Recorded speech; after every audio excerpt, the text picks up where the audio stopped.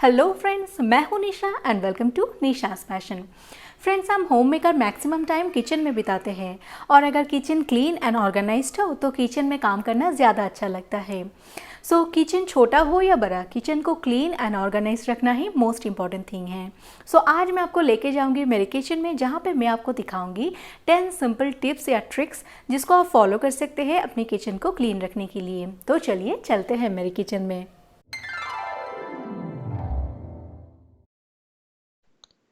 Kitchen में enter करते ही हम सबके आंखों में पहले गैस स्टोव नजर आती है। गैस स्टोव ही होता है किचन का मेन पार्ट। इसके बिना किचन बिल्कुल इनकम्प्लीट है। सो गैस स्टोव का क्लीन होना भी बहुत इंपॉर्टेंट है। ट्राई कीजिए कुकिंग के बाद ही गैस स्टोव को क्लीन कर लेना। सो मैं क्या करती हूँ, गैस स्टोव को क्लीन करने के लिए ओल्ड स्क्रैप पैड यूज करती हूँ, क्योंकि जो नया वाला स्क्रैप पैड है उससे स्क्रैचेस आने के चांसेस है। इसलिए मैं ओल्ड स्क्रैप पैड यूज करके अपनी गैस स्टोव को क्लीन करती हूँ। गैस स्टोव के जो बर्नर्स है कुछ दिन यूज करने के बाद ही काले पड़ जाते हैं। सो इस बर्नर्स को क्लीन करने के लिए हमें चाहिए विनीगर एंड इनो का पैकेट। सो मैं एक बोल में विनीगर डाल रही हूँ और जो बर्नर्स है उसको मैं विनीगर में डाल दूंगी। आप चाहे तो विनीगर के बदले में नींबू पानी भी यूज कर सकते हैं। सो विनीगर में मैंने सारे बर्नर्स डाल दिए हैं और अभी मैं इनो का पैकेट इसमें डालूंगी। इसमें इनो डालने के बाद आप देख सकते हैं रिएक्शन स्टार्ट हो गया है। तो इसको मैं ओवरनाइट रखूंगी और फिर सुबह उठ के देखती हूँ क्या होता है। ओवरनाइट रखने के बाद आप देख सकते हैं विनीगर का कलर बिल्कुल चेंज हो गया है, ब्लूइश टाइप का हो गया है। और अभी ये जो बर्नर है इसको स्क्रब करके देखते हैं इसमें कुछ चेंजेस है कि नहीं। तो आप देख सकते हैं धीरे धीरे करके ये जो ब्लैक पैचेस था वो जा रहा है। ये बहुत ही अमेजिंग ट्रिक है, आप इसको फॉलो कर सकते हैं गैस बर्नर को क्लीन करने के लिए।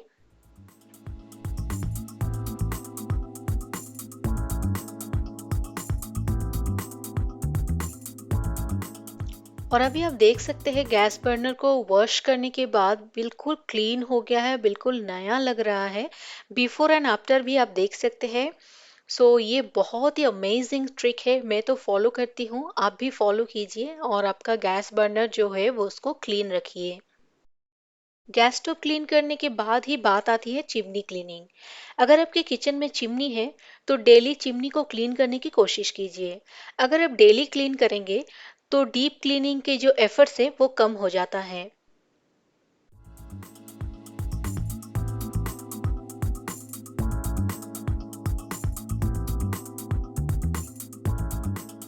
किचन में जो काउंटर टॉप है उसको क्लीन रखना भी बहुत इंपॉर्टेंट है। अगर काउंटर टॉप क्लीन रहे तो आपका जो किचन है वो ऑर्गेनाइज्ड एंड क्लीन लगता है।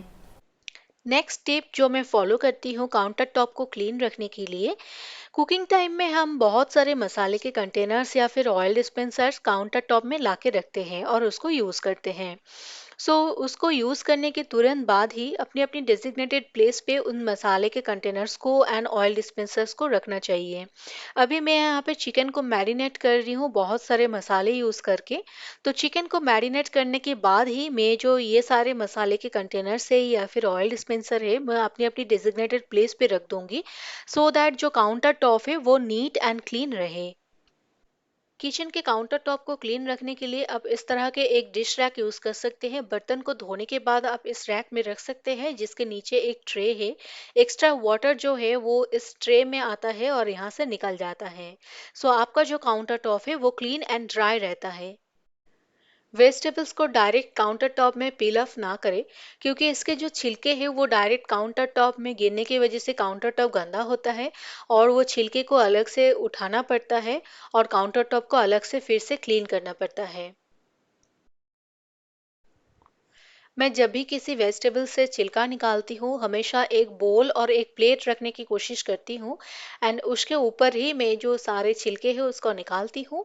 सो जो चॉपिंग बोर्ड है या फिर काउंटर टॉप है वो गंदा नहीं होता है, सारे छिलके एक बोल में कलेक्ट हो जाता है और उसको डस्टबिन में फेंकना भी बहुत ईजी हो जाता है।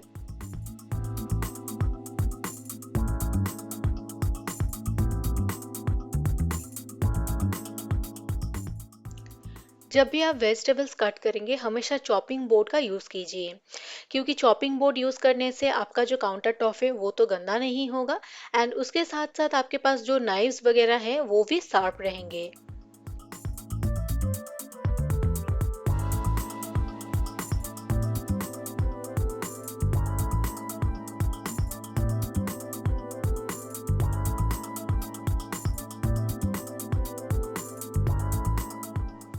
My next step is chopping board use करने के तुरंत बाद ही चॉपिंग बोर्ड को वॉश कर लीजिए, क्योंकि चॉपिंग बोर्ड को तुरंत वॉश करना बहुत ज़रूरी है। अगर नहीं वॉश करेंगे तो डर्ट तो एक्यूमुलेट होंगे ही, उसके साथ साथ बैक्टीरिया भी ग्रो कर सकते हैं। सो चॉपिंग बोर्ड को वॉश करने के तुरंत बाद ही उसको अच्छे से ड्राई होने के लिए छोड़ देंगे। My next important tip is kitchen में हमेशा 2 टाइप के डस्टबिन यूज़ कीजिए एंड गार्बेज बैग ज़रूर यूज़ कीजिए। सो एक वेट बिन यूज़ कीजिए और एक ड्राई बिन। सो ड्राई बिन में आप प्लास्टिक वगैरह स्टोर कर सकते हैं, और फिर वेट बिन में आप जो वेजिटेबल्स के छिलके हैं वो डाल सकते हैं। मेरी बेटी को भी पता है कौन से डस्टबिन में क्या फेंकना है, इसलिए अगर उसके पास पेपर या फिर चॉकलेट रैपर होती है तो वो आके ड्राई बिन में फेंकती है, और अगर उसके पास फूड रिलेटेड कुछ है तो वो जाके वेट बिन में डालती है। कभी कभी क्या होता है, हम दिन भर काम करते करते टायर्ड हो जाते हैं और फिर मोस्ट इम्पॉर्टेंट पार्ट को ही नेग्लेक्ट कर देते हैं। बेसिन को क्लीन रखना बहुत ही इम्पॉर्टेंट है, क्योंकि जो प्लेट्स में हम खाना खाते हैं उसी प्लेट्स को हम बेसिन में ही धोते हैं। सो बेसिन तो क्लीन रहना ही चाहिए, ये बहुत इम्पॉर्टेंट है।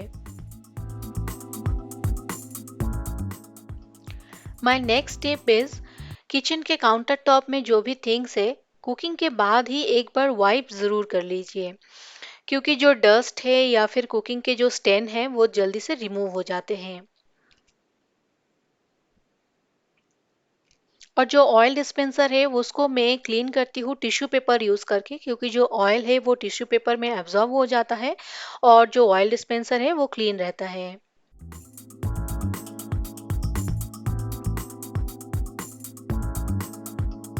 माय नेक्स्ट पॉइंट इज, जब भी हम रोटी बनाते हैं तो चकला को यूं ही डायरेक्ट काउंटर टॉप में रख देते हैं। इससे क्या होता है, जो आटा है वो काउंटर टॉप में ही गिर जाता है और चारों तरफ फैल जाता है। इससे क्या होता है, काउंटर टॉप गंदा हो जाता है और इसको क्लीन करना भी बहुत डिफिकल्ट हो जाता है फिर। तो इसके लिए आप कर सकते हैं, एक क्लीन किचन टॉवल रख सकते हैं या फिर न्यूज़पेपर रख सकते हैं, उसके ऊपर ही आप जो आटा गूंद रहे हैं या फिर रोटी बना रहे हैं उसके ऊपर ही आप कर सकते हैं।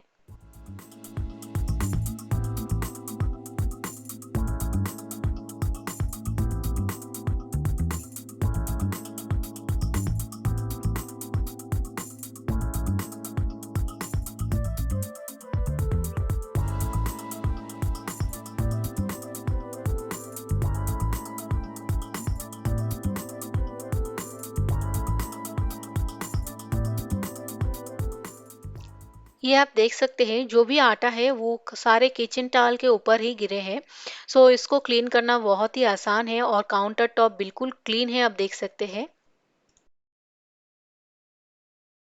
जो भी आटा काउंटर टॉप के ऊपर ऑलरेडी है उसको वाइप करने के लिए गीला टॉवल यूज़ मत कीजिए, उसको हमेशा एक ड्राई टॉवल यूज़ करके ही क्लीन कीजिए।